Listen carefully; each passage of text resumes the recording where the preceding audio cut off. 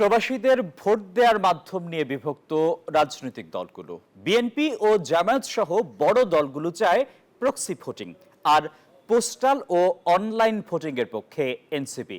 মঙ্গলবার সকালে একটি সেমিনারে আবারও নিজেদের অবস্থান জানায় দলগুলোর নেতারা। আয়োজনে সিইসি জানান, সীমিত পরিসরে হলেও প্রবাসীদের ভোট দেওয়ার সুযোগ করে দিতে চায় নির্বাচন কমিশন। জাতীয় নির্বাচনে প্রবাসীদের ভোট দেওয়ার ব্যবস্থা নেই। অনেক দেরিতে হলেও এই সুযোগ চালু করতে চায় নির্বাচন কমিশন। তবে প্রক্সি নাকি পোস্টাল বা অনলাইন ভোটিং ব্যবস্থায় এই দ্বার খুলবে, তা নিয়ে বিপরীতমুখী রাজনৈতিক অঙ্গন। মঙ্গলবার রাজধানীর আগারগাঁওয়ে নির্বাচন কমিশন ভবনে এ বিষয়ে একটি সেমিনার হয়। অংশ নেন প্রধান নির্বাচন কমিশনার সহ 20টিরও বেশি রাজনৈতিক দলের প্রতিনিধিরা। সিইসি বলেন, সীমিত পরিসরে হলেও প্রবাসীদের ভোটের আওতায় আনতে চায় কমিশন। অনেক দেশ চালু করেছে, অনেক দেশ চালু করতে পারে নাই, বাট আমরা চালু করতে চাই।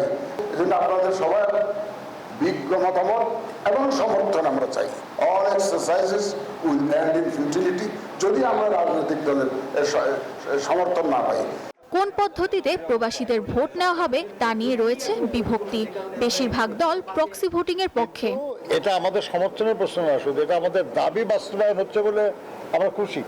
আমরা বলেছি যে প্রবাসী বাংলাদেশিদেরকে জাতীয় সংসদ নির্বাচনে অংশগ্রহণ করার সুযোগ দিতে হবে। এই প্রক্রিয়াটা যাতে পালিয়ে যাওয়া আওয়ামী লীগের কর্মী এবং নেতাদের রিহ্যাবিলিটেশনের প্রজেক্ট হিসেবে কাজ না করে। এদিকে পোস্টাল ও অনলাইনে প্রবাসীদের ভোট নেওয়ার পক্ষে এনসিপি। প্রক্সি ভোটিং এর অনেকগুলা ড্রব্যাক আছে, অনেকগুলা ক্ষেত্র আছে যেই জায়গাগুলা রিস্কি হতে পারে আমাদের ডেমোক্রেটিক প্রসেসের জন্য। সেই জন্য আমরা জানিয়েছি যে এই বিষয়ে আমাদের রিজার্ভেশন আছে। রিজার্ভেশনগুলো আমরা আগামী 15 তারিখের মধ্যে লিখিতভাবে জানাবো।